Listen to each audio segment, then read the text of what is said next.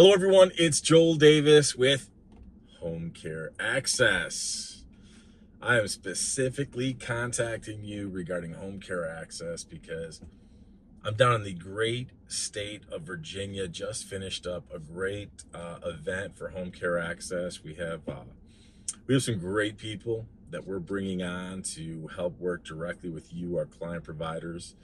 Over the last few months, we've actually had to pause onboarding new client providers because honestly, we just did not have the capacity because of demand. I mean, let's put things in perspective. The home care industry by the year 2030 is going to be over 250 billion. That's billion with a B as in Bravo. You're not going to get any bigger than that. So you want to talk about market opportunity? It's just reality, and I'm not going to struggle or try to convince anybody of anything. The facts are what they are. You compare the size of the home care industry to the growth of the transportation industry. I mean, it's going to be 10 times the size by the year 2030. I think the numbers were by from 2022 to 2032, the home care industry will have increased by 22% or something crazy like that. So either way, it's ginormous, and you want to have some type of, if you're serious about making money, you want to be able to be in that space and one way or another make money with it. And that's one of the reasons why we're down here in Virginia. And, you know, I love the state of Virginia. I wish I had more time down here. I'd be able to connect with many of you. You guys, so many of y'all flatter me with your emails. Where's Joel? Is he hidden under a rock? What kind of vacation is this? It's been too long since his last video. I agree. It's been a long time. Things have been crazy, but good, but very good. So I cannot complain. God is good. So I was able to come down here to our home care access. I'll call it a retreat because it was a great opportunity. Brought the family down here with me, and had Scott come up. Many of you have talked with Scott on the phone. Scott has been doing a phenomenal job for us, helping with onboarding, really being a great first engagement interaction with you when you're seeking help and assistance and what you should do, where you should go, what's the best strategy of moving forward, answering a lot of your introductory questions. Scott's been great for us. So he was able to come up here and meet with a lot of the prospective coaches and mentors that we're bringing on. We got some phenomenal people. In a minute, I'm going to introduce you to one of our coaches and mentors. She is a rock star. She's an absolute rock star. Excited about it. Love her. Have been speaking with her for quite some time, and you know, her experience in the home care industry and training and working directly with home care agency providers goes back 23, 24 years, something like that. She's an absolute rock star. You know, and we share the same type of vision of helping people really enter the market with a non-medical home care business focused on private pay, the waivers, which are just phenomenal. Now, Nancy is from Colorado. To give you some context about, here's what I love about Nancy, many things, but one of them is she clearly understands that there's a wide variation from state to state. In Colorado, for example, there's 14 different waiver programs. If you compare that to a state like Ohio, where there's 4, that's a big difference. And you know, I won't give you too much of her background. I'll let you hear directly from Nancy, because you're going to quickly see she knows her stuff and she's a rock star. Absolutely love it. So she has helped so many different agencies build, grow, and scale their business, expand their service offering from not just private pay, but also waivers and VA. And what I also absolutely love is that in some of these markets where maybe the waiver reimbursements haven't yet increased like they have in other states, like something like Ohio, the waiver programs are just phenomenal, yet other states are still arguably lagging behind. A big state and a great state like Texas, they need to give it the program and work to increase their rates of reimbursements for their waivers. But Nancy has worked with so many different client providers around the country, and she's helped them very creatively create new sources of revenue for their home care business, which that's Joel Davis 101. Absolutely love it. So long story short, we were down here. We had our little home care access retreat, met with some great people. Again, in a second here, I'm just gonna turn it over to Nancy and let you hear directly from Nancy. She's gonna be working directly with a bunch of our clients, a lot of our client providers who've literally been waiting. And again, let me honestly say thank you, because there's a great number of you who right now, as you're watching this, your business has actually been on hold, or you actually haven't moved forward in starting your home care agency, specifically because we told you we can't serve you right now, only because of time. And the last thing we wanted to do is bring on new client providers and not be able to give you the adequate attention, love and time and effort warranted to you, especially because you're putting forth good money. You're investing good money. You're entrusting us, so therefore we gotta deliver. The last thing we want to do is onboard you and not be able to deliver. It's not good for you, and it's just not good for us, and it's just not good business. But you know, Nancy, and we have some other people coming on who are just going to be just phenomenal for us. So we're really happy and excited. Had a great weekend. Like I said, I brought down the family, my wife and kids, and just had a great time with our growing home care access team. So we're really excited about it. So I'm going to turn it over to Nancy. I'm going to let you hear directly from her. Certain things I won't be able to post in this video. I'll have to save them for later, just because of proprietary reasons. But we'll share that information at a later time, I'm sure. But it's not going to be hard as you listen to Nancy. It's not going to be hard for you to determine she knows her stuff. She knows her stuff. She's a rock star. She's going to be working directly with a number of you in a wide variety of states. Again, she has experience in working with so many different states, so many different agencies at so many different levels and capacities. It's just, she's a rock star. She's a rock star. So rather than me sitting here even trying to give her justice for her level of experience and business acumen when it comes to the home care industry, I'm just going to turn over to her. So I encourage you, this is going to be a long video. Watch as much of it as you can. The other caveat, here's one thing that our attendees suggested we do. This is very important. I encourage you to watch the whole video, but here's exactly what we're going to do. For some of you who haven't been quite sure, is this something I want to get into? Is it a good idea? How long is it going to take? What's the startup cost? What's the duration? Because again, I just mentioned a short time ago, Colorado has 14 waivers. Compare that to Ohio with 4 waivers. It could take time, and getting licensed and operational is a process. Things have to be done in order, systematically. Get the proper licensing, apply to different waivers. Eventually we want to get you into the VA as well, and it takes time. Well, how long does it take? Some states could be 90 days, some could be 120 days to get your license, some could be 180, who knows? So here's what we're going to do. For those of you who are serious about moving forward right now, again, we just literally made this decision to do that this weekend at our little conference. For right now, I don't know how long we're going to do this for, but for right now, for those of you who say, you know what, I want to move forward, I'm interested in the home care industry, I want to work with you guys, with Home Care Access. I believe in what you guys are doing and what you represent, how you do it. What we're going to do again, I don't know how long we're going to run this for, but let's just do it anyways. We're going to do, for $1,500, we are going to ship you a bunch of videos. We're going to ship you some video content you're going to watch.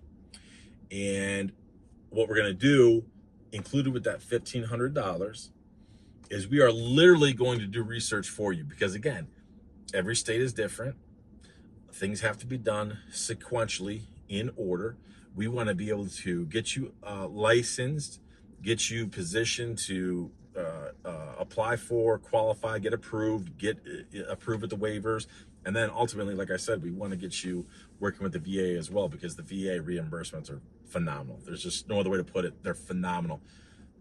Waiver programs will vary by state, but VA has just been phenomenal everywhere. So we definitely want to go for VA, but that's a longer process. How long? Well, we don't know, because again, we got to get you licensed first, then get you approved and credentialed with the waivers, and then the VA. So what we're going to do is, when you invest $1,500, we're going to ship you those videos. You're going to study them in detail.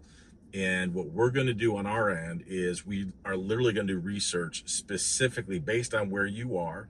And we're going to structure it like a timeline. So we can put it before you, so you can get a better idea of what does the entire process look like. What does your state mandate? What's that time frame look like? We're going to, again, when you work with us one-on-one, our people, we are specifically going to help you with the application process. And we want to get that right, because let's say in your state, it's a 90-day window. It's 120, 180. We don't know. I'm not sure, because I don't know where you're located. But if something isn't done properly and they kick it back, do we have to go all the way to the back of the end of the line? Is it just going to delay it a week or two? We don't know. So we want to get the application process right and get it right the first time to the best of our ability. So what we're going to do is, when you invest $1,500 into this exclusive opportunity, we are going to do all the research and due diligence to literally put before you a type of timeline where you can see what the entire process is going to take, how long, estimated, that's the caveat, estimated based upon our research, what we determine, what we typically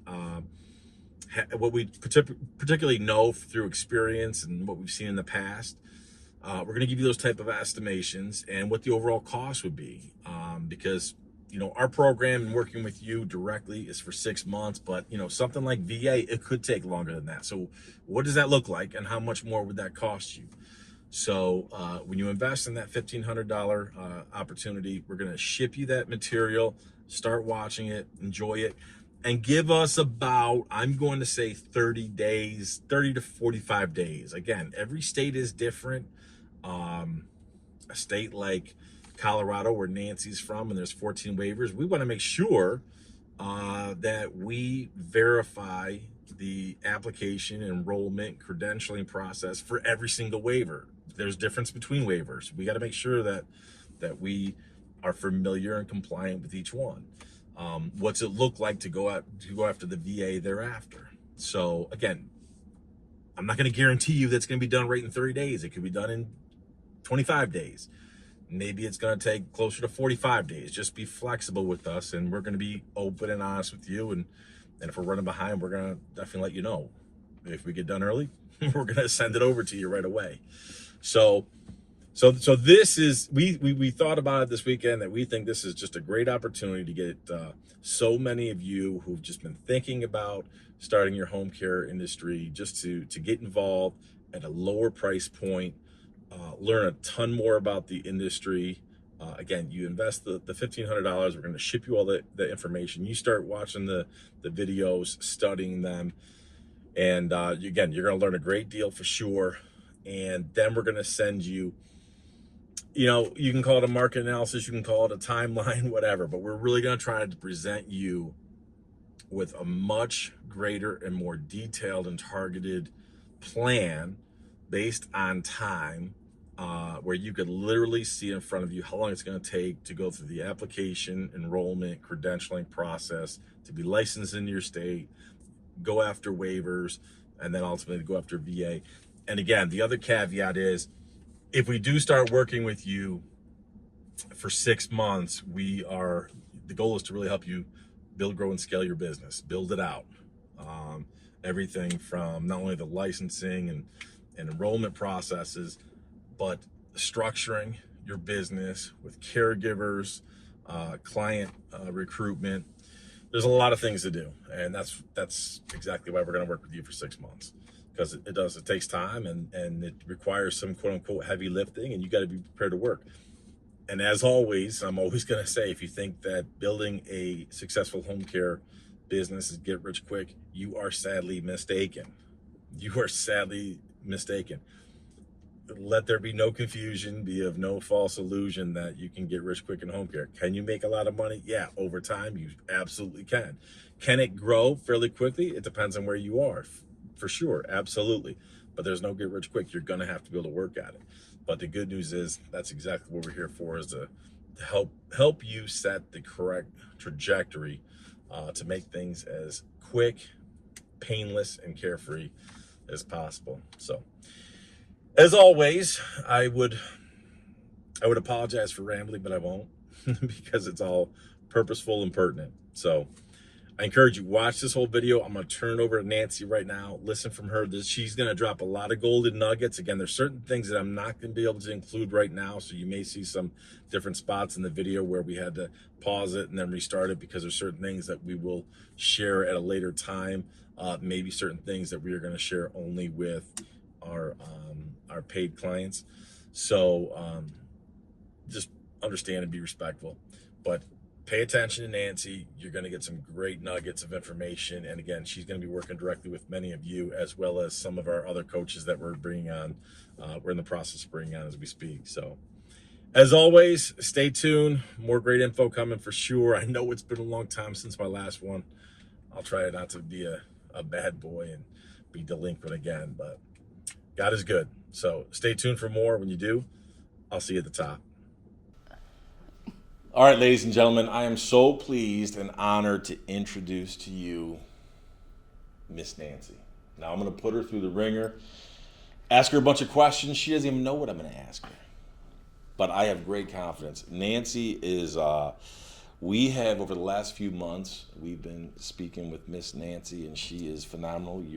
I'm gonna let you introduce yourself in a minute here, but I just want you to know that I'm very impressed, excited to have you with us, and I know that you are going to do phenomenal things, because we got people in the waiting to meet and work with you. So without further ado, why don't we start by you introducing yourself: who, where, when, where were you born, why, everything. Well, thank you for having me. So I am Nancy. I'm from Denver, and grew up, born and raised there. Raised my family in Denver, and most of my career has been out of the Denver market. I know. Poor Denver. What happened in Denver? It used to be such a lovely place. What happened? I don't know. It's not the same. Not the same for sure. Hey, I'm from New York. It's not any better. But yeah. So my career has been primarily out of Denver, although I have a lot of regional management as well, in different parts of the country, primarily the Southwest United States. All in home care primarily. Some home health and hospice, but primarily in home care. So how did you get started? At what point in time? What was the first job, first experience getting involved in the home care industry? So I actually came into the skilled world way back in 2003, when it was still just skilled home health. There's no licensure requirements around non-medical home care. So the agencies could run what was known as non-medical home care underneath their home health, but it was not regulated. So way back then, 2003. Okay. Went to work for a company who, on day 2 of the job, I walked in, the rest of the team walked out when the state walked in. I had never been in home health, didn't have a clue. So I ended up taking our policy and procedure manual home that night, along with mounds of regulation to read, knowing that the surveyor was coming back the next day. So it was a little bit of a baptism by fire experience into home health. Once I got in and I started seeing kind of the difference we were making, the clientele we were working with, it was very different than having been in, working side by side with physicians. It's a very different feel. And I fell in love with home care and home health and decided to stay. It was in 2008 and 2009 in Colorado when they decided to regulate non-medical home care. And so we started seeing that licensure pop up. It was kind of put together very quickly. There wasn't a whole lot of methodical thought behind anything that they did. They kind of just threw it out there.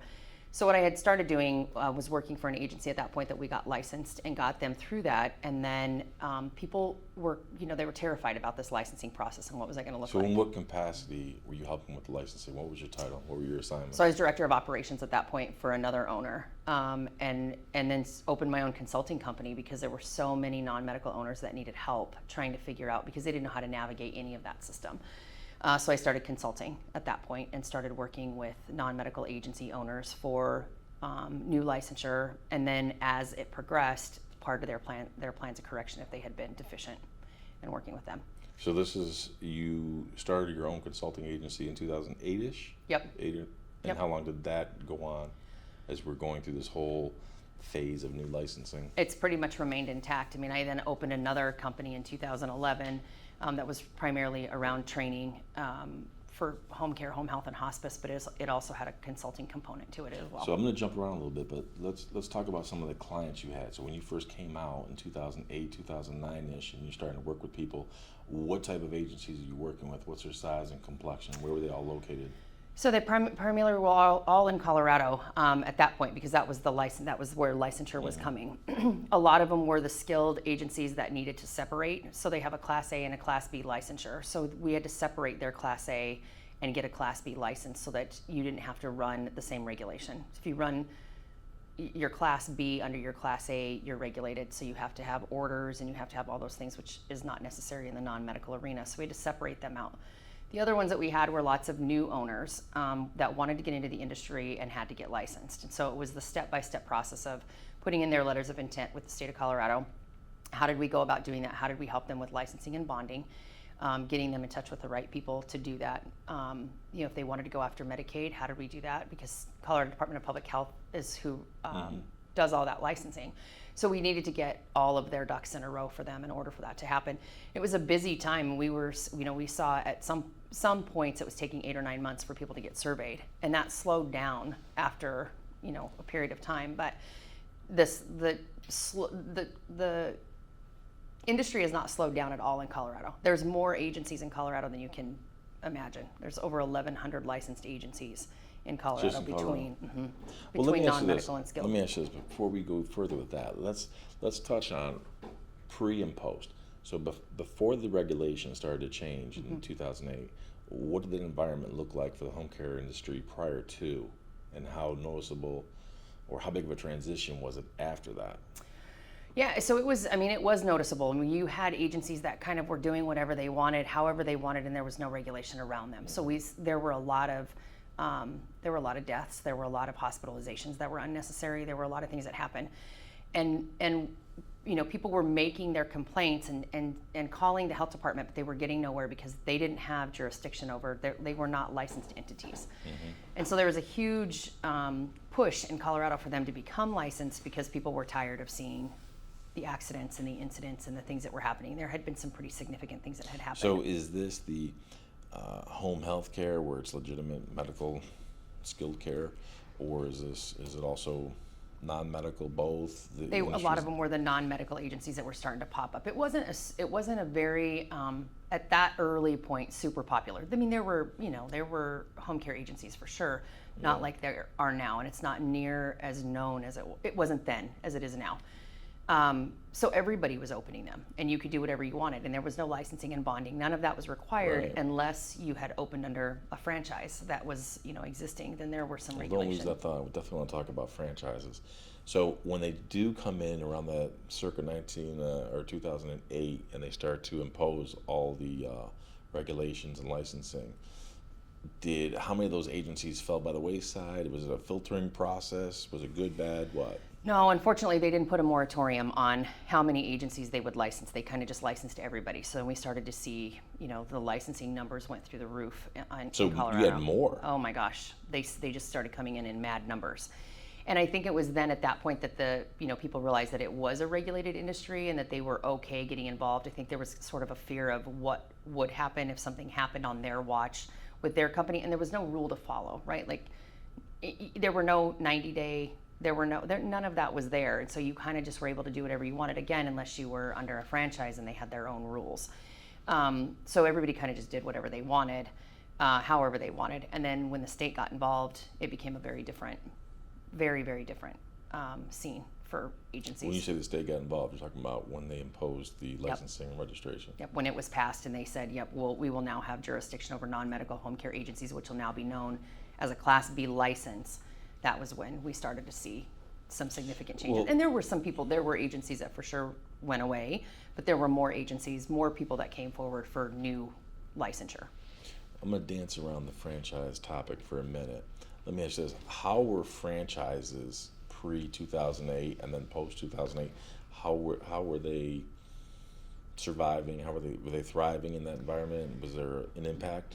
I think the franchise, I think it depended on where they were at. Franchises that were in like Arizona and places like that where there was a huge population, it was much more popular. When you got into places like Colorado and you had people that would buy, owners that would buy, it was kind of a free-for-all until the state licensure came into place. And I think, even the franchisors had to realize that licensing was coming and that they were going to have to make some pretty significant changes to their business models as well. I was with an agency who she was a franchise owner, and we had some significant changes that we had to make, and we had to push that to them, saying, "Hey, we have to make these changes." You had to push it to the owner. Yeah, How well was that received? The owner knew that it was coming. It was us having to push it to her corporate franchise, the franchisor at that point. And they finally started to see a lot of it, that they had to make some changes, and they were just going to have to make it state by state. So you are bringing this to the attention of the franchisee, and then the franchisee, she's having to go to the franchisor. Correct. And try to convince them. And so she's like caught in the middle trying to fight two fronts. Yeah, because there were only a few states initially that said that they were going to regulate non-medical home care. There were only a few, so they were a little bit hesitant to want to have to change this huge business model when it wasn't something that was being done at a national level. It soon happened, but they were not quick to do it initially. So that's another issue that a franchisee can find themselves in. If you are at odds for whatever reason, whether it be through government regulation, your own personal desire to take advantage of local market opportunities, you're kind of locked in to the rules and regulations of the franchisee. Correct. You can find yourself really in between a rock and a hard place, really. Mm-hmm.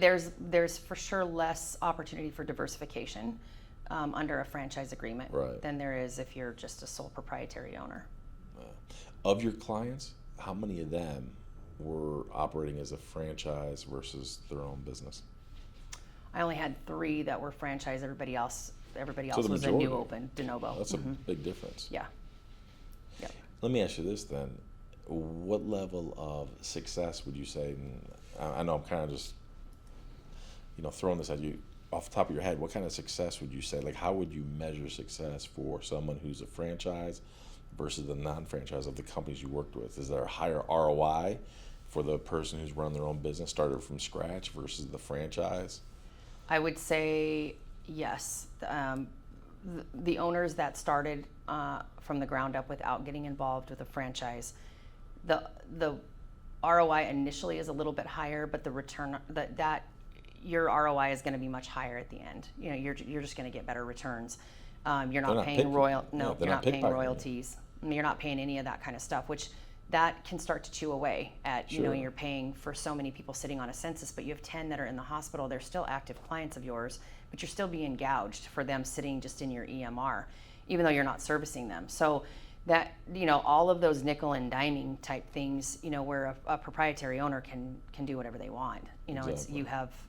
It's a little bit, you don't have the stuff handed to you on a gold platter, I would say. You have to kind of, create it yourself. But I think the benefit of that is that you have control over anything that comes and goes out of your office, whether it's policy and procedure, whether it's a new form, whether it's something that's coming with the state and you want to be proactive. You don't have to go and get a bunch of permissions. You just do what you need to do as an owner to make sure you're compliant. Well, one thing I've always told people over the years is the franchise business model is great for fast food restaurants and retail, but when it comes to home care and NEMT, it's really antiquated. It's not necessary, because at least once you're operational and you're starting to really penetrate your local market, then what do you really need the franchisor for? Right. At that point in time, they're just pickpocketing you for what you're already doing. Right. You don't need reoccurring product. Right. So let's say we're around 2012 now. So now the industry is well accepted, the licensing. Where are you at in 2012, 13, moving into the teens? Where are you at with your business and the people that you're helping and serving? So I had opened the lab in the Denver market. So the lab was designed to be a hands-on learning environment for personal care providers, CNAs, and then eventually became LPN, RN, and then high acuity RN, working alongside Craig Hospital with some vent trach type stuff. And so the goal behind that was that with the licensure piece, they regulated very heavily the training and what the training was going to look like. Now, if you back up to 2003 and the first company that I went to work for, they took a condition level deficiency around training and competency evaluations, which was a 2-year suspension. And they ended up having to pay, it was very, very costly civil and federal penalties, but then ended up having to hire a consultant that had to go out and do all of their hands-on competencies. And so that kind of planted the seed for me that there had to be a solution to that problem for these agencies. So I worked through that for several years and then opened the Skills Den. And it was open in 2011, really to be a friendly, unbiased atmosphere where people could come in. And the idea was that if a CNA or personal care provider was going to make a mistake, I'd much rather you do it in a friendly environment on a mannequin than do it in front of a client and then you potentially ruin somebody. So that was the whole idea. We had huge, wild success with all that we did with the Skills Den and kind of grew it and what it looked like, and then took it to high acuity, like I said, to vent trach, because there was such a need for traumatic brain and spinal cord injury in Colorado, with Craig Hospital being there, that we worked side by side with them to build that out. So we did lots of high acuity ventilator and trach. How much growth training. did you see with you call it the Skills Den? How much growth did you see? You launched it in 2011. How much growth did you see over the years? So we went from year one, we were break even at year one. And we had, at one point, we had like 150 contracts. Now, COVID really put a damper on the business because the health department pulled back kind of the regulation around training. So that put a damper in the business. But prior to that, we had astronomical growth. We were signing new contracts almost daily with agencies. What do you attribute that success to? I think some of it was the passion that I had behind wanting people to be trained and being out in the industry. I had elderly grandparents of my own that I wanted competent people to be around. But I also think that training is key to building a good culture. And if you want people to stick around, you need to give those caregivers an empty toolbox and fill them one at a time. And that starts by creating a learning environment. And it's a learning environment for any of us. We were learning new things all the time about things that were happening in the industry and things that but we found ways to incorporate things about compliance, quality, things like that inside the lab. Even though it was a hands-on, I'm teaching you how to do a bed bath, we talked about quality care. We talked about infection control and how does that play up against our quality management plan and what does that mean? So we had lots of interactive conversations with CNAs that you could see sometimes it was like the aha moment. Like it meant something for them in their career. Are agencies sending their caregivers to you to train them? Correct. Phenomenal. Yep, and then we would sign off on So their over these many competency. years, how many caregivers do you think that you guys trained? Thousands. We got to So you're saying you have experience? Yeah. Yes. We got to the point where, when a new agency would sign a contract, if the state came in and they were going to survey them, they would ask them about their competencies, and they would say, "Oh, we have a contract with the Skills Den." 99% of the time, the agency was left alone. We used to get state surveyors that would call and ask if they could come over to the lab and just verify that this agency had a signed contract with us, really, and that we were doing their competencies. So we had built really good relationships, not only with the agencies, but also with the health department in Colorado. So for someone watching this right now, and they're well aware, growing opportunity in the home care industry, but they just hear home health care. What is the difference between skilled care and non-medical? So non-medical doesn't have any RN oversight. So if you get into skilled care, you now have physical therapists, occupational therapists, nursing, CNAs. Although CNAs can work in the non-med arena, they just can't work as a CNA. So there's those licensing limitations and capacities. But it's a very different. You're talking a very different world. You're talking now, assistance with ADLs and personal care versus wound care and things that are much more higher acuity. So the people who you're working with in your lab, how should we, let's see, could we quantify, like, how many of these caregivers are coming from a non-medical home care agency versus a skilled care agency? So I would say it was probably a 70-30 split, because we did have agencies that had both the skilled and the skilled and non-skilled component. So we would do all of their competencies. So we would do their nurses, and then their nurses would also help, like in the So field. you guys were training the nurses too? Mm-hmm. Yep. So we did all kinds of nursing stuff. We did IV starts, insulin, med box. We did some, it was more of a method of see one, do one, teach one. So the nurse evaluator would do one, then they would demonstrate it, and then they would kind of teach it back. We tried to run 2 at a time so that they had that see one, do one, teach one opportunity on a regular, primarily with nurses. CNAs were done in large groups. They were done in like groups of 6, but we could get a lot more done. Sure. But the lab had running water to the point where they could do oral care, they could do a shower, although we didn't have people but they could do all of those skills with running water and be proven competent. Did you have any caregivers who sought out your guidance and teaching independently, knowing that they're going to enter the industry? We did a few times. We had people come to us where families would run, a private ad for somebody, and they would say, hey, we want you to go to the skills den and have this done, and so we would do that for them. Care.com contacted us several times with, times that they would ask us if we would do a competency evaluation for a family, and they'd send the person in. We also did a lot of work with the schools, and the schools that would bring in had CNA programs, so we would be an overlap to that, and it would be an opportunity for them to come in and do just kind of an open lab opportunity. So CNAs would come over and really practice in the lab before they went to take their state boards. So you guys had relationships directly with caregivers. You had a relationship with agencies, both medical and skilled care. You had relationships with the Department of Social Services? Department of Public Health. Public Health. What about, what kind of relationships did you have with local hospitals and like nursing and skilled care facilities themselves? So because of our CPR, we had instructors on that did CPR training as well. So we did a lot of work in the assisted living and independent living arena, primarily around CPR. But we would get families again from there who would be privately hiring somebody, and they would know that we had been there doing CPR or whatever, and they would contact us about doing some independent training. From a referral standpoint, I was in all of those buildings on a regular basis, because there's always an opportunity for learning. So it doesn't really, any environment has an opportunity. It's just What do they have implemented internally. We did do some skilled nursing facilities where we'd set up the lab. The lab did become mobile in the last 5 or 6 years that we had it. The entire lab could go in the car and be moved across the state. So we would go set up in hotel rooms, and we would go see the rural agencies across Colorado and do their competencies in hotel rooms. So you're building this educational center, phenomenal, doing well, you're continuing to grow. How is it that you ended up starting to work with different states? So I had been in regional management for a home care company. So as in a consulting environment, you often get offered opportunities where they want you to stay on. They want you to come on and be part of their payroll. So that was the scenario for me a couple of times, and I had the opportunity to really learn regionally what that looked like. So over multiple states. Some of them had the skilled component, some of them did not. We even had a couple of agencies who had a hospice component. So again, a baptism by fire, like you kind of just jump in and you learn.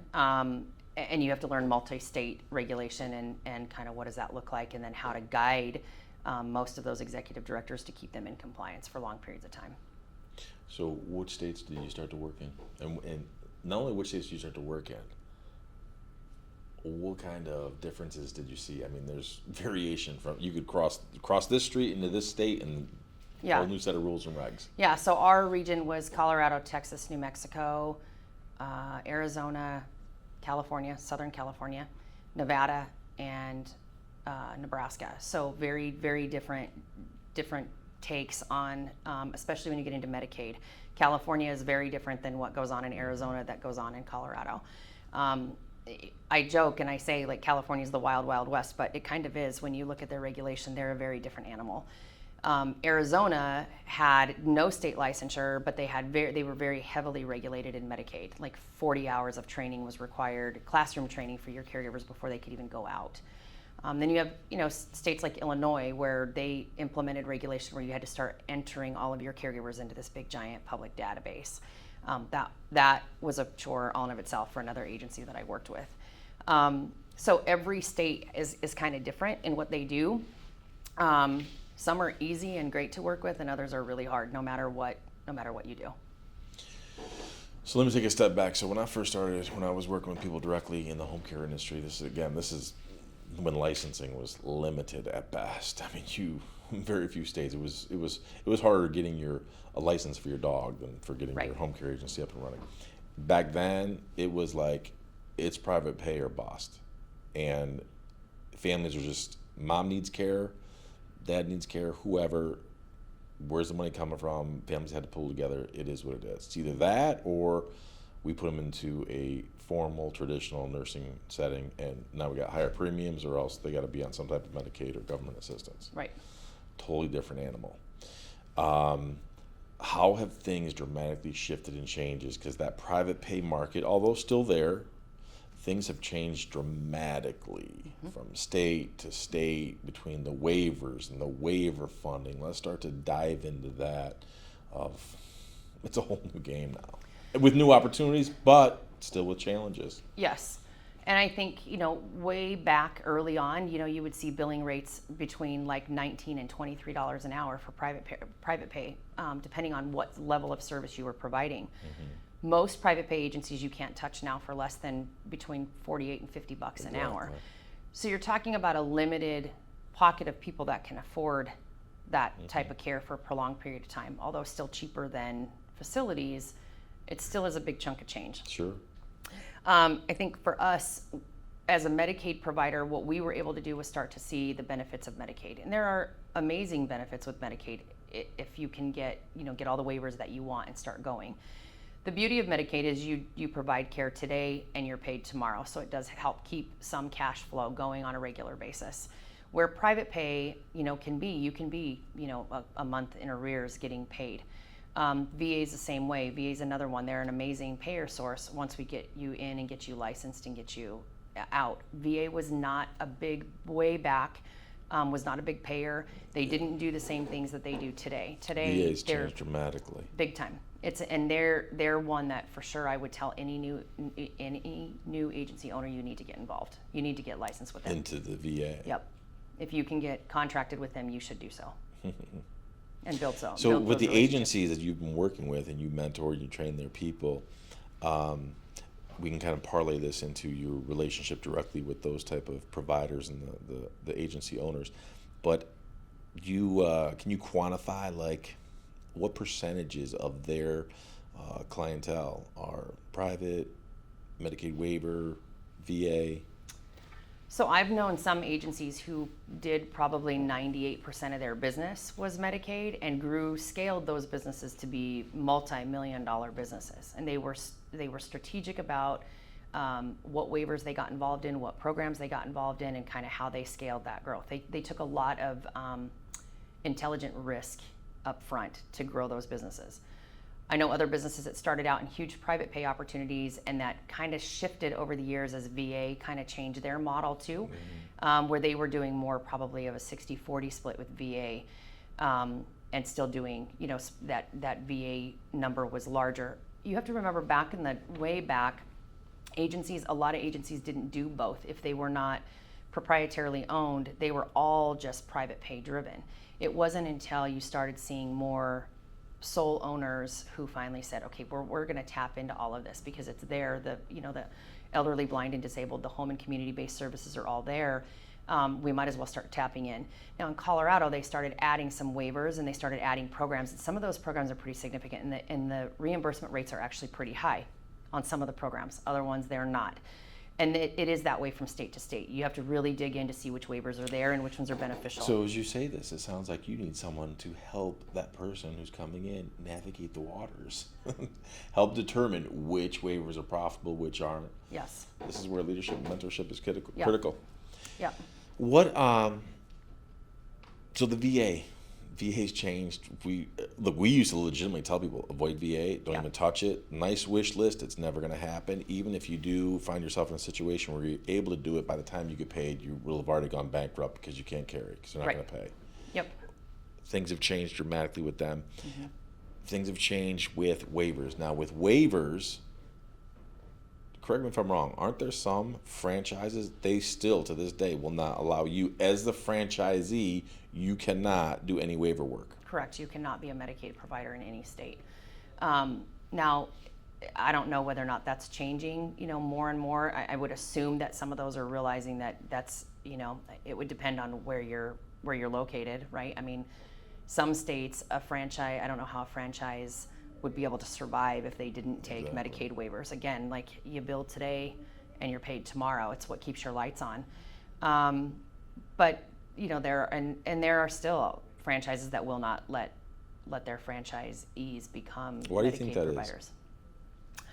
Well, I think it's a risk thing. I think from a franchise, or I think it's all about risk. They don't want their name affiliated with the federal government as having been involved with, waiver programs because of all the fraud, waste, and abuse stuff that comes up. I don't think that there's as much risk as they think there is there, but I think it's just, and I think notoriously, this early on, I think this was an industry where people thought they were going to come in here and they were going to get rich quick, and it was going to be all based on private pay business. Sorely mistaken. That doesn't happen very often. But I think now what people are realizing is there's massive benefits to having the Medicaid waivers and having that business. And if you can really build that business and get in that pipeline with those Medicaid case managers and whatever single entry point agencies are in your state, you have a huge opportunity to scale your business. There's people watching this, and they know Joel Davis. They know my history, both with home care, but also with the non-emergency medical transportation industry. So when they hear Medicaid, they shudder, just as I would. Right. Because Medicaid is a different animal in the non-emergency transportation space than what it is in home care. Sure. It's a completely different animal. And I want to start to talk about that for a very important reason. But in the medical transportation industry, brokers are literally that. They're a middleman that they're brokering out the work. So they subcontract from the government, state, social services, Department of Health, whoever it is, varies by state. So those brokers come in and they subcontract to the government. Then you, the transportation provider, you become a subcontractor of that broker. And the broker is a legitimate middleman. They're making money. And they make some very good margins. Unfortunately, they make sometimes better margins than the actual recipient, the transportation provider, doing all the work. Right. Let's talk about the different dynamic, because again, there's people who are watching this who they shudder when they hear the word Medicaid in regards to NEMT, but it's completely different. It's a completely different dynamic when it comes to home care. Why is it such a different dynamic in the home care industry? Yes, you don't have the middleman. I mean, you are it. It's your, it becomes your licensing number. It becomes all about the information that, once you become federally approved, now that is all done through your EMR system right back to whoever that might be, the health department. It could be any number of places, but that becomes, there is no middleman. So once what you bill is what you're going to get paid. And that's all based on, prior authorization approvals, but you eliminate that. So the thing about Medicaid is that it's pretty straightforward, right? If they tell us that we're getting reimbursed $18, we're getting reimbursed $18. They're not doing, it's on the back end, right, that all that's taken care of. I think the nice part is that you can gauge, and the beauty of Medicaid is, right, you bring on a private pay client, yes, they want to be 24/7, and then guess what happens next week? Now they only want you for 2 hours a day. So there's no way to really budget what your growth is going to look like or what you can afford to spend when you're not bringing in, you're bringing in business, but you're really not sure are they really going to stick around. Right. With Medicaid, I'm getting a full year of approvals with the Medicaid case manager when they come in. So unless, the agency gets mad or the consumer gets mad and decides to leave, you literally are able to see what you're going to be providing for that client for an entire year. So you have a much better opportunity of budgeting and guessing, okay, how many clients do I have to bring on? Do I have to bring on 10? Do I have to bring on 15 a month? Do I have to bring on 100 a month? What are my goals? What's my strategy, and how am I going to get there?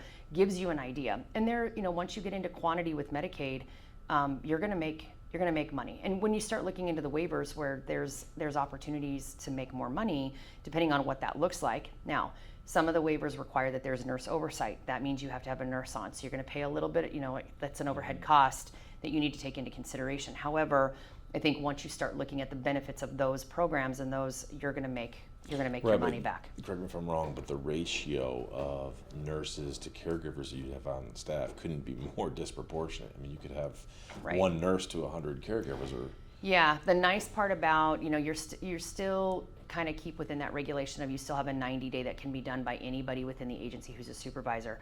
The nurse really only needs to be involved if there's a major change in condition or they have to go out annually and do the plan of care. So yes, it is misproportionate, but it's not like they're having to see their caregivers every 14 days like you would have to in skilled home health. Very different supervisory requirements. So why do you think that the type and the volume of waivers varies so much between states? That's an interesting question. I mean, where you are, correct me if I'm wrong, but where you are in Colorado, you're looking at like 14 different waiver programs. If you go to a state like Ohio with increased rates of reimbursements, there's 4 waivers. Yeah, and we have several in Colorado, but there's a few where, we have one under the elderly, blind, and disabled waiver, that then there's a program under that's called the IHSS, or In-Home Support Services Program, and it allows for nurse oversight. So you have to have a nurse, but it allows, like, you and I could be brother and sister, and you have an injury, I can come in and take care of anything for you without having a skilled home health company, as long as that nurse comes out and deems me competent to be able to do that. And that falls under what they call health maintenance attendance hours. So there's got to be a skilled need there, but once those skilled needs are there, it's reimbursed at a much higher rate. And so you see some agencies where they will make mounts, like they've really gone after the IHSS program, and that program has really exploded in Colorado. Those are the agencies who are making, they're billing Medicaid millions of dollars a year. Interesting. Mm-hmm. Now, back in the day, when I'm working directly with people, and I told them we're focused on private pay. That's it. That's our market. Yep. So that would obviously limit our overall size, because you can only serve so many within your area. There's, you're going to take advantage of market opportunities that are there. Like you said, not everybody has that type of financial means. Right. But one thing with waivers, correct me if I'm wrong on this, and this is definitely another upside, because when we used to build out private pay agencies, you have to have someone, whether it's the owner or you're paying someone, you have to have a legitimate marketer who's going to go out there and systematically market that business. Yep. Now with waivers, you got people backed up on waiting lists. You don't have that. You've just eliminated a $70,000 job that you don't need to carry anymore. So That's an instant margin for you. Yes, and I would say if what I've learned in management is that if I train my internal staff, my schedulers and my intake coordinators, to be more of a brand ambassador and to be the type of people that are the face of the company, they're already marketing that. So when they're building relationships with those case managers who have hundreds of clients on service with them anyway at the single entry point, now they naturally are going to want to call Susie in my office, because when they laugh, Susie knows everything about this case manager's family, and she asks about her kids. They have a different personal relationship. Those referrals just automatically start coming to your office. You start seeing more and more of those referrals coming in, so you get those long-term Medicaid cases. Let's talk about relationships with hospitals.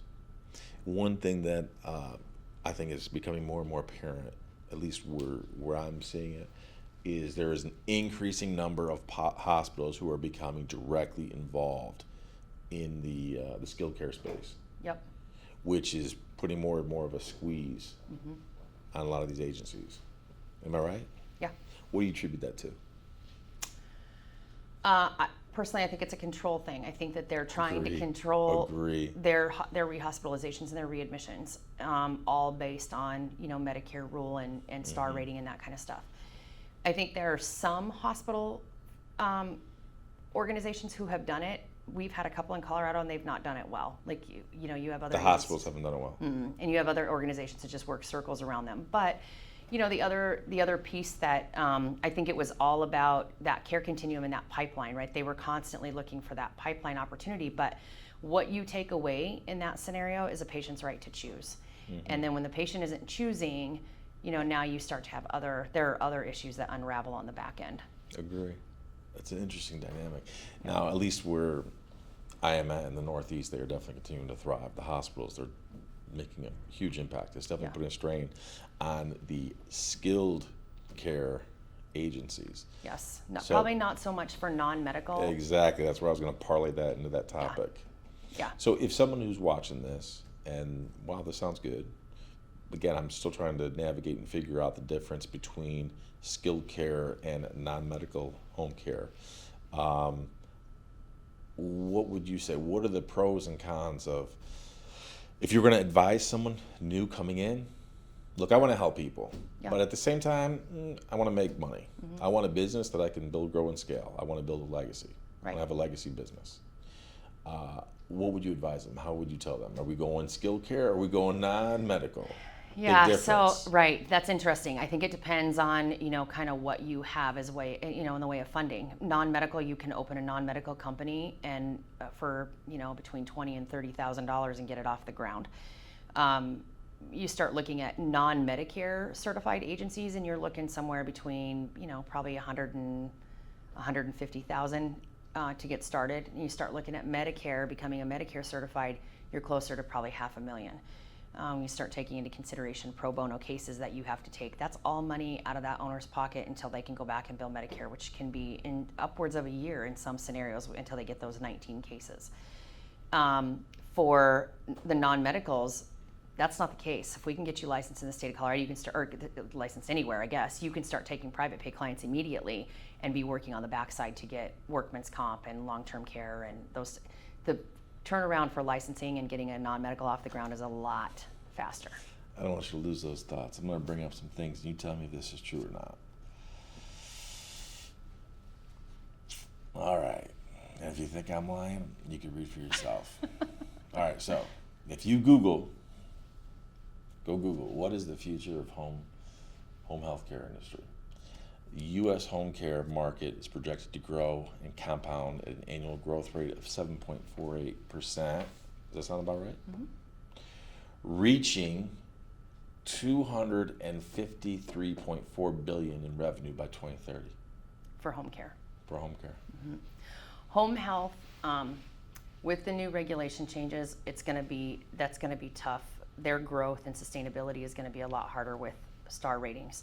That's the other thing I would tell people with a skilled agency is if you become Medicare, you are, it does fall under the star rating information. You're paid more the higher your star rating. However, star rating is for those people who aren't familiar with the star rating. Can you explain that? Yeah, so it's based on your quality outcomes and what kind of outcomes you can produce. And higher agencies that have higher outcomes are paid more. But you're 6 to 8 months in arrears with Medicare. So even if you became a 5-star agency and you've been in business for a year, you're now still going to be 18 months before your star rating changes and you start getting that higher reimbursement rate. So that makes things a little bit harder. All of those, less, if your outcomes are not good, your pay is less, which doesn't change the fact that your labor costs are still going to remain the same. Exactly. You still have to have the skilled people on to be able to provide that care.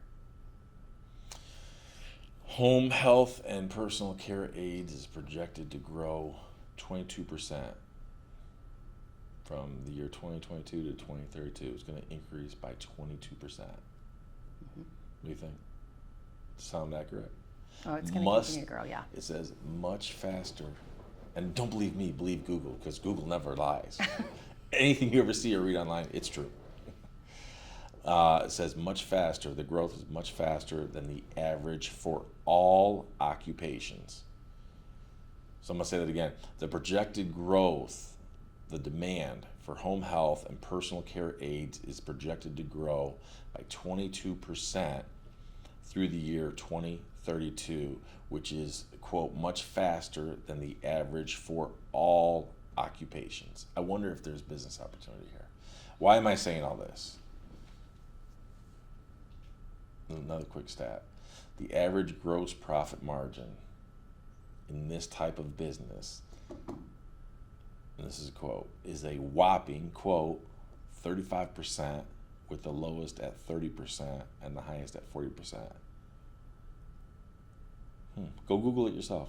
Is home care business profitable in the U.S.? The average gross profit margin in this type of business is a whopping 35%, with the lowest at 30% and the highest at 40%.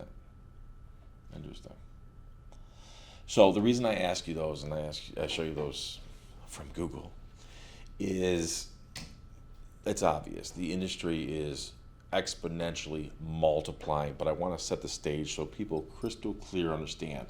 Okay, I'm still watching this video. I'm listening to what you guys have to say. Just want to help people, but I need to grow a strong, I cannot stress this enough, a strong, profitable business. Now, if I want to be profitable, what is the ideal business model for me to start? Yes, you have to get started. I mean, you want to get started with private pay, but you immediately need to start trying to get in with the waiver programs within your current state and researching which ones have the higher reimbursement rates so you can keep that higher profit margin as you go.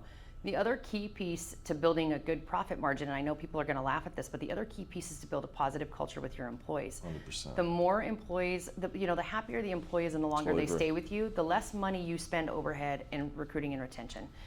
And your employees will always give a little bit harder if they know that you care about them and that you're working with them. That is probably by and large the most important thing that I can say to any new owner is build a culture that people want to be a part of and that they want to remain in. So I want to be clear. Would you absolutely agree with me? And if you don't, say it. Anyone thinking about starting a home care agency, you need to go all in on non-medical. Yes. That is your point of entry. Yes.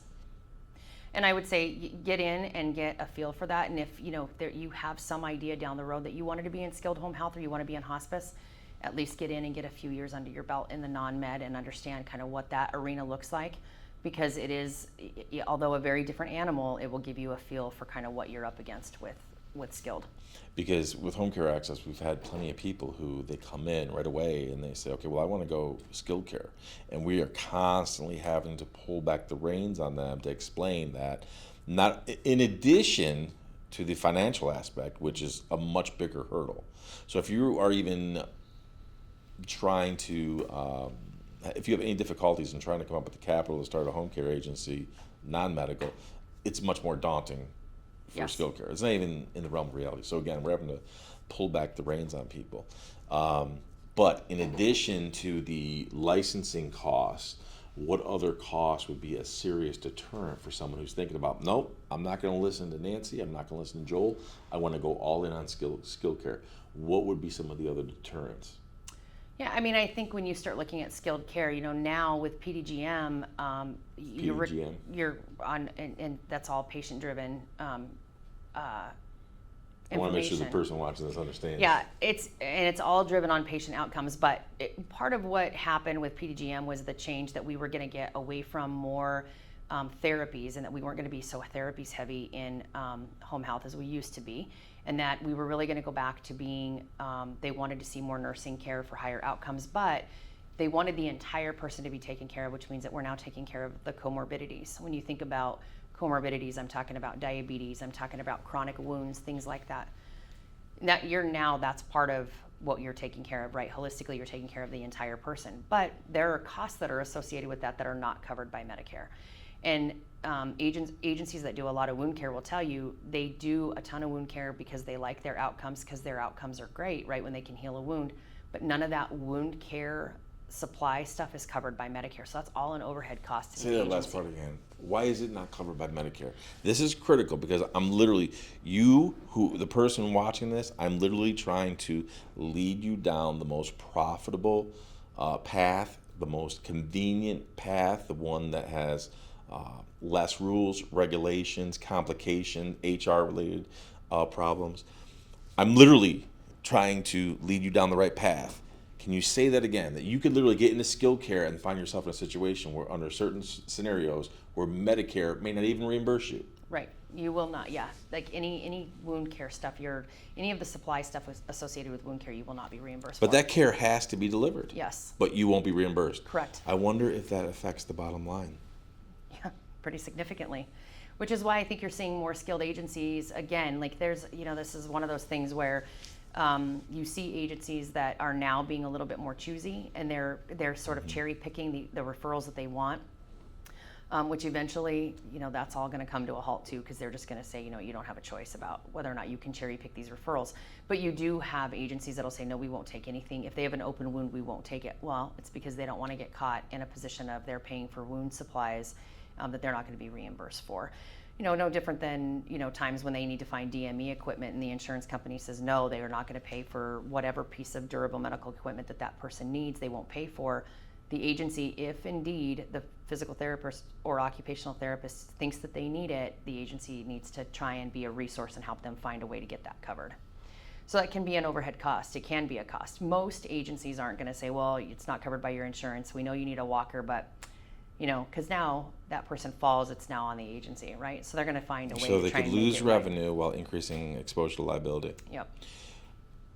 Let me ask a practical question then. In a scenario like that, who is better suited to absorb that loss? An independent agency or someone with like a hospital that is running their own? So good agency owners, once we get them in and we kind of get them, built up and they understand, the biggest goal for me is always to help them find the resources in their community that they can tap into quickly so that they don't have a revenue loss. So what DME companies can they work with that will help at a significantly reduced cost to help? Are there free resources in the community that will give back, especially if it's to a Medicaid recipient?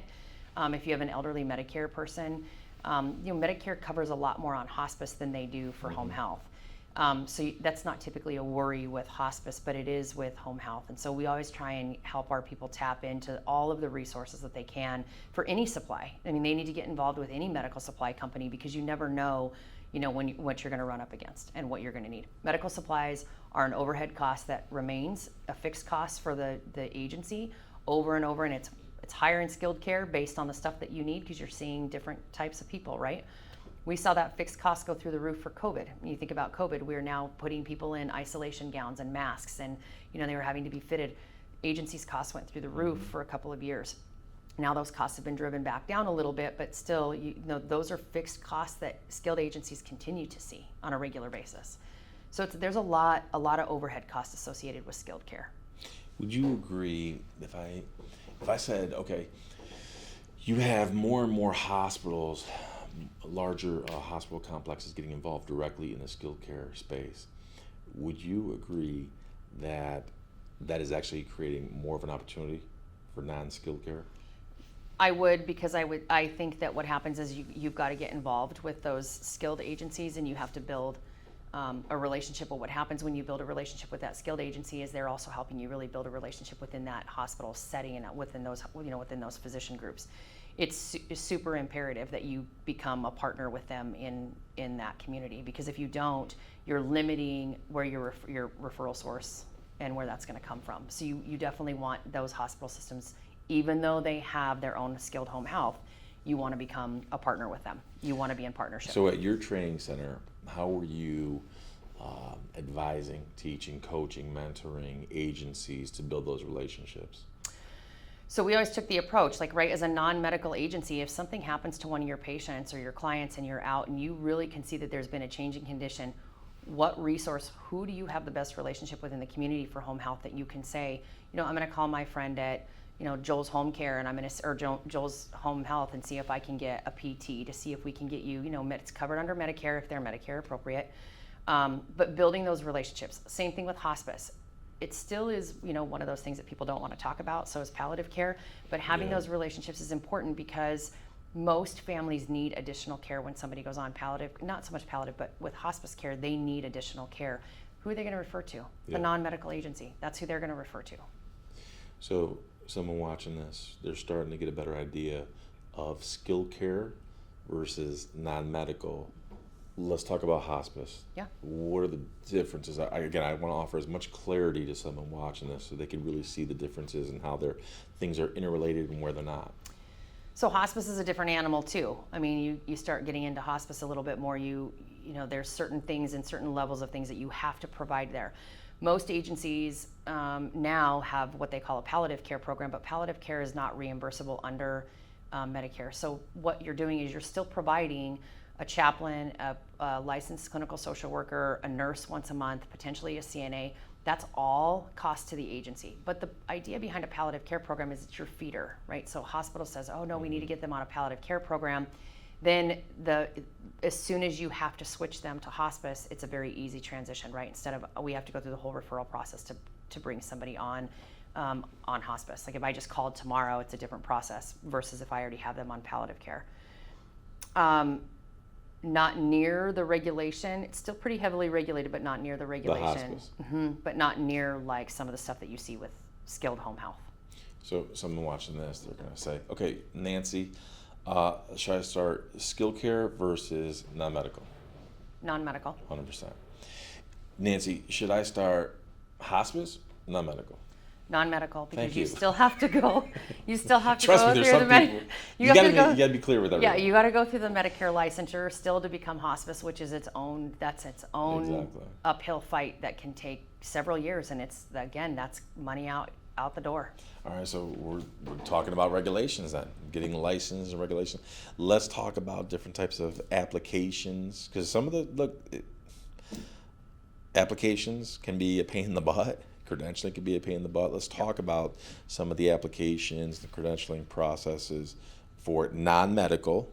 So I think we've convinced everybody we're not even going to talk about skilled care or hospice at this time. Right. It's all non-medical. Let's talk about some of the application, the credentialing, the enrollment process, how daunting, the variations between states. If you don't dot the I, you don't cross the T, Yep. then kick it back, get back to the end of the line. Yep.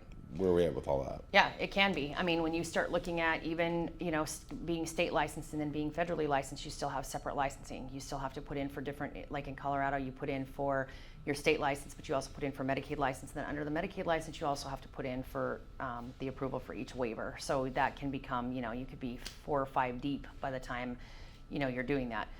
Credentialing with insurance companies is a little bit different. It's a different process than it is trying to get state license because it is a credentialing piece.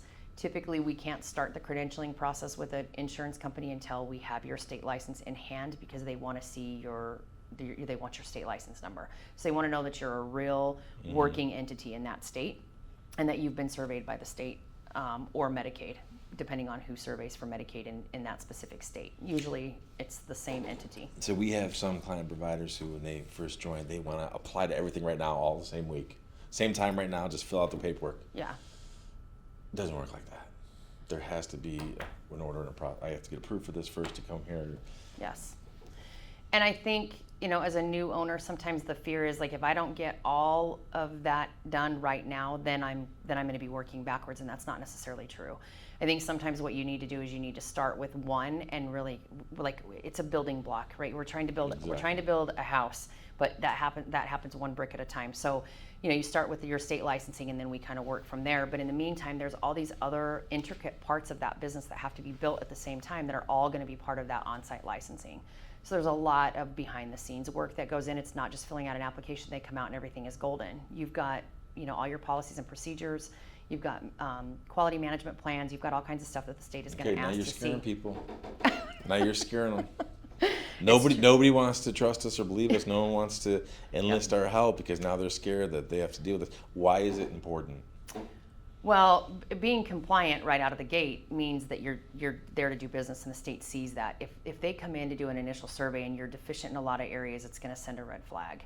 So you want to be as prepared as you possibly can in that initial survey. Typically, the initial survey, licensing survey, they will make you aware that they're coming out, when they're coming, and it's not a surprise. It's not like a deficiency audit or a complaint audit. So usually you have fair warning. When you're mentored and we have the capability to have open, clear, transparent conversations, we can create a roadmap of here's what we're going to do and here's how we're going to get there. But all of these things need to be in place. I mean, I would never want somebody to think like, oh yeah, you come on and then we throw you to the wolves. Like, there's a roadmap and there's a strategy for a reason. We're there to tell you, like, these are the things your state is going to look for, and these are the things we need to have these ready to go when they walk in the door, so that when they do come in for licensing, it should not be a daunting, oh my gosh. It should be something of like, oh my gosh, we're totally prepared. They should be in and out of here in no time. So let's take a quick step back. So you've worked with all these different states. what goes through your mind when you see some states like, wow, this is much more rigorous. Look at this state over here. This is like one page. Like, there's, Yeah. how do you process that? 'Cause with all your years of experience, there's no. I think what always just makes me laugh is the lack of continuity. Right. It's incredible. Yes. And it depends on the state that you're working in. I mean, Right. I think it just depends on, some states are a lot easier to work with. Colorado has become a little bit more challenging throughout the years because they put everything into a portal. So everything now is portal driven. And again, if it's not done just precise, they'll kick it back. And it's, it's usually it's something ridiculous that you didn't check or whatever. But So you want to be advised by someone who's experienced.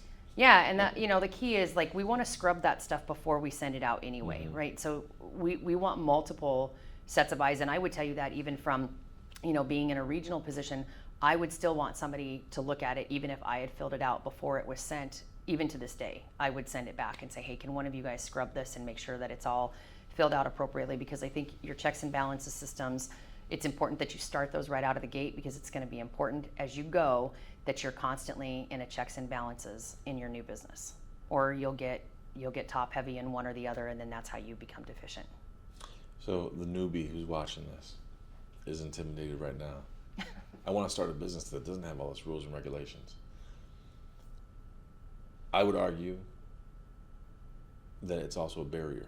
It's a barrier to entry. That once you do get past it, once you become familiar, once you do become compliant, obviously it's going to help filter out those who are serious and those who aren't. Right. Which is to your market advantage. Mm-hmm.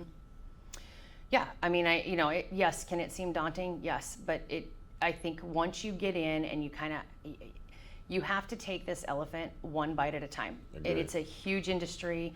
The regulations are a lot. I mean, it doesn't matter. I've been in it now for 21 years. There are still times I go back and read the regulation in Colorado, and you'd think I know it by the back of my, I would know it, but no.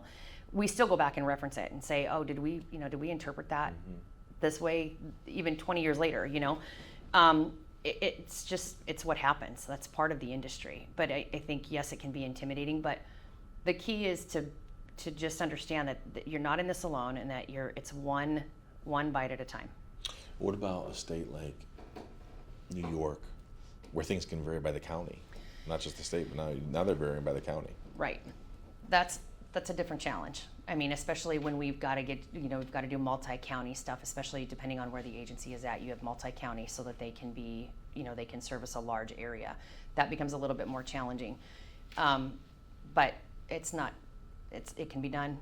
So what about all the time. Because we have people who, trust me, we have people all over the place, but we will get people who, I'm good, I'm going to go it alone. Yeah.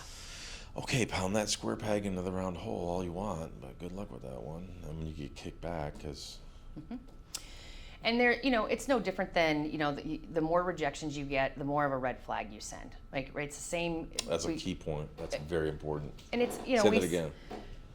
Anytime that you start getting a bunch of rejections, it's a red flag. Yeah. And you don't want to be that red flag agency. It's, we saw a lot of this when it first came up with EVV. Agencies, obviously the more kickback that they had and the more rejections they had, the more the state was looking at, like, what is going on? Like, why are you having all these EVV rejections? And so that was prompting them then to want to come and do like a desk audit and a review of your EVV records and look and make sure that your agency was compliant, even though they had deemed you compliant. So there were a lot more desk audits that happened with the EVV stuff, and it was because the key is to mitigate the risk. Like, we got to do everything we can to make sure that you're compliant right out of the gate, and that you run beta testing stages and stuff long before you ever go live to make sure that you're ready to go. So a non-medical home care agency, lower startup cost. Yep. Lower licensing, lower insurance, lower exposure to risk, quicker turnaround to get operational. Yep. Medicaid waivers, VA, private pay. Yep. What am I missing? Yeah, I would agree. I'm team non-med all the way. I think it's a great business model, and it's an important piece of our community now, and it's going to be into the future. What about audits? Let's talk about audits. prepare for audits, the need for audits. Now you're scaring them.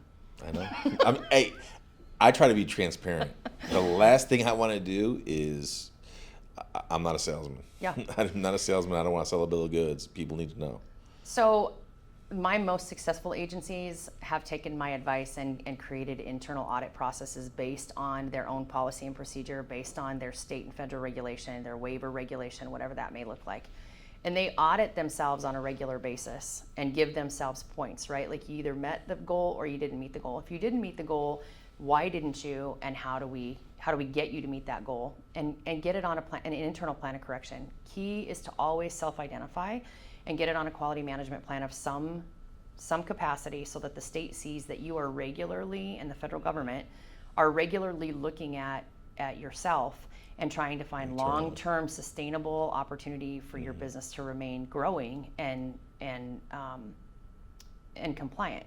You know, the less time, I mean, let's face it, the less time we have to spend in an audit, the less time we have to spend looking at things from a compliance perspective, that's all time you should be growing. It's all money that you should be out making. How often do you see agencies being audited?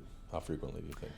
It depends. I mean, I think, some agencies do great and they only have their licensure surveys every couple of years. You have other agencies that the state watches. Again, they're like on a watchdog list for whatever reason. If they've been Because they're setting up red flags. Yep, and if they've been, significantly deficient in a lot of things before, then they're watched So a that lot kind of closer. goes back to what you talked about, building that culture. Mm-hmm. And it's about building a culture of compliance, and internal auditing and quality management are all things that you should all be on board with. And it starts with an owner. That needs to become a regular practice that everybody buys into. I agree. Love it. Let me ask you this one. Here's a unique question for you. How is the culture part of your brand? So that's interesting, because you see that, that comes up a lot in questions, and, how do we, that, in my opinion, has to start with what starts in the classroom training piece and what starts in the hands-on training piece, and how you push your brand out into the community, and how your caregivers push your brand out. That all becomes part of all of that, right? Your culture it starts on day one, the second you bring them in. And it's about, what life do you breathe into them? What do they believe about the company? Do they believe in you? Do they believe in the product? Do they believe that if you say you're going to do X, you're going to do X? That's what they want to hear. You have to remember the type of caregiver, the type of person we're talking about is not somebody that's got, a medical degree. They usually work for multiple agencies, and they want to work for the agencies that are going to pay them the most money and take the best care of them. It's really, really important that your culture is positive out front. Those are all very good points, especially right now at a time where we have a labor crisis in many ways. And with the information I just shared with you, you have the caregiver sector. It's going to be the largest growing opportunity. Yes. In terms of all occupations. And the thing is, like, I will say this, and I've said this for years, they are some of the most undervalued people. The caregivers. Yes, in any community, and yet they are the most hardworking, caring people you'll ever meet, and they do a job because they're passionate about it. Can't say that about very many careers. I mean, not very many people are going to say they're that passionate about something that they would make that little money doing it. And yet caregivers do. They should be valued. We should take every opportunity to thank them and train them and give them all the tools that they can be successful, because they are really our walking, talking billboard. Well, I mean, we have seen it firsthand that the biggest challenge in regards to the home care industry itself, the biggest challenge, like right now, every industry is having a labor issue. Every industry. And when it comes to home care, what is your biggest asset? Your caregivers. And what's the biggest challenge right now? Caregivers. Yep. Finding good, competent, reliable people. Right. So one thing that I always do when I'm working with people, whether it be in NEMT or the home care space, is I always want them thinking from the beginning, what's my exit strategy? Am I going to try to sell this business? Right. Am I going to pass it on? Am I going to be in it for 5 years, 10 years, 20 years? What's the outlook? Because I really do believe that's critical to, from the outset, it influences what kind of a brand are we going to build. Yep. So I really find it interesting how the culture is legitimately part of your brand. What else do you think contributes to your brand, especially if you're going to be thinking, okay, resale value. I want to be able to sell my business for a profit. Look, we want to help people, but we're also in business to make money. So we're thinking resale. What are the things with all these agencies that you've worked with in your 20 plus years of experience and how many different states you've worked with? What else, when I say brand, what else comes to mind? What else comprises the brand? Your logo, your slogan, the marketing material that you put out there. It's all important as part of your branding. What do you do when you're working with an agency and you see, because we see some crazy stuff. We see some people who, now they swear by their website and it's a train wreck. Mm-hmm. Their marketing material is a train wreck. Or they have the craziest names, and even the color schemes matter. Yes, it does. You have to remember who are you appealing to? Mm-hmm. You're appealing to me, right? I'm the daughter or granddaughter taking care of my grandparents. Like, you're appealing to me, you're appealing to potentially my grandma who's looking for my grandpa. You're appealing. They don't want New Kids on the Block, neon. Yes. That's not their Folks, not their get up. When you're building a business, it's not just for you. You have to cater to your target market, your audience, please, for the love of God. Heed the warning. Don't just build something that resonates with you. You want to build something that resonates with your clientele. Yes. And I think, I value people that, they build a business because it reminded them of, something, right? Here's a perfect example. My brother, if he ever sees this, will be so mad at me for telling this. But my brother opened a landscaping company probably 8 years ago, and it was called Granny's Gardens. Well, our great-grandmother lived on a farm in Iowa and maintained like a 2-acre iris garden that was unreal until she was 101 when she died.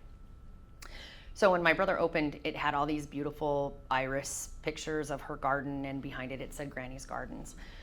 And as his company grew and progressed in a very affluent part of Colorado, in the Denver market, in a Cherry Hills area, Granny's Garden wasn't so appealing, right? It didn't have the flash and the bang that he needed, and so he needed to change. So he ended up going with a really like a red, white, and blue. Now he's really going to be mad because I don't even remember what the name of it is. But it was one of those, it took some time for him to realize, like, it meant something to him and it resonated with him, but Exactly. People didn't understand, like, why Granny's Gardens when the sign was in, a $5 million home yard, it didn't mean anything. So he had to really change his, and as he grew, he learned that. But we've seen some absolutely horrific scenarios that I won't even repeat because some of them are just so. Yeah. And the thing is that sometimes you find yourself, I don't want to say fighting with, but it's almost like you really have to stress and work to try to convince. You see the collision happening, you see the train wreck that's about to ensue, and you're trying to fight with that. I say fight very loosely. Mm-hmm. You're trying to work hard to avert the problem, convince the home care agency to. Yeah, I think the thing for me is that I don't ever want an owner to spend money that's not necessary and to regret money that they spent. Like, the money that you spend, you should be proud of every dime you put into that business. Amen. And not look back. I'm not going to give you advice based on, I just don't like the color purple. I'm going to tell you because it's not going to be something that, potentially is going to be grabby. But I think owners that are new owners that are open and that's what they want, and they want to be very successful and they want their money well spent, have such a huge opportunity right now in this industry. Huge. All right. So let me ask you some questions, because this kills me. This absolutely kills me. There are some people who, because I always stress, I'm not a salesman. I don't want to be in sales. You either see the opportunity or you don't. You either you connect, you appreciate. We try to be as transparent and honest and forthright as possible, which leads me to, is this a get-rich-quick opportunity? No. But what if you do? What if you build your business like that over there? Then you can get rich quick, right? Yeah. Or how about over here? No, unfortunately, this is not one of those. Can you make a lot of money in this business? You can. Over time. It's going to take a while. Over time. That's what I like to hear. It will not come overnight. No. Even if you signed up with every Medicaid waiver under the sun. No.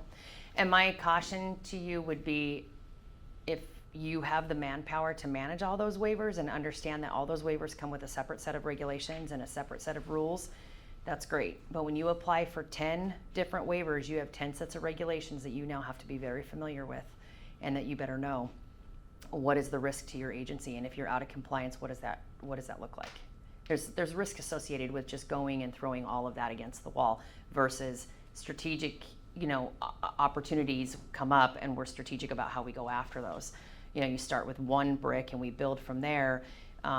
Those are more successful than somebody who takes, all of the darts and throws them at the board at the same time and none of them hit. I'm gonna say something to you, and this makes me shudder, makes my skin crawl. It really bothers me, because there's a marketer out there who does this, and she says that you can make $10,000 a month off a single client. Yay or nay?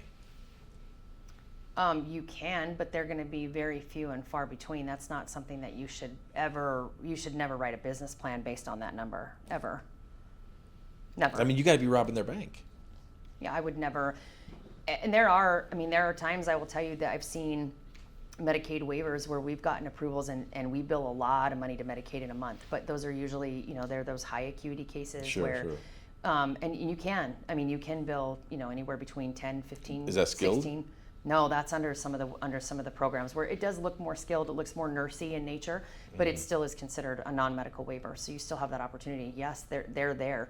But if you're billing somebody, 10, 12, those clients are few and far between. Not going to happen regularly. Good. Mm-mm. Good. Nope. So tell me about your thought, your approach, you're joining Home Care Access. You've got 20 some odd years of experience, and now here you are sitting with us, and you're going to help mentor and coach and hold the hands of some of our clients. What's going through your mind? What do you think about this? What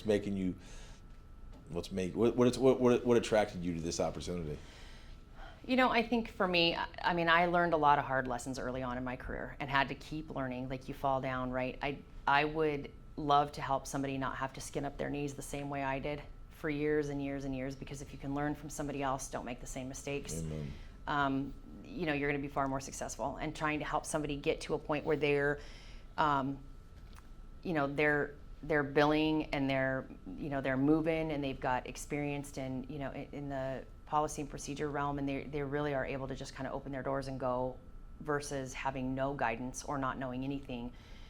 It's exciting for me. And the cases, scenarios where I've consulted, that's the cases where people are in a lot of trouble and we're able to turn them around, or brand new owners who are really enthusiastic. They know that we've got some, rocky waters ahead, but we're going to be in it together.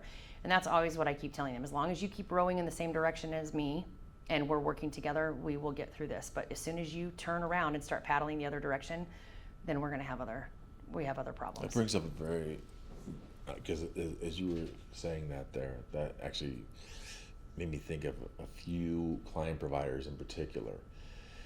How do you handle that client provider who they're new, or maybe they even do have a little experience, but they think they're just a resident expert? How do you handle it when, again, you see that they're headed on a wrong trajectory? We need to avert collision, hard left, and you're having to almost fight with them to convince them. How do you handle that?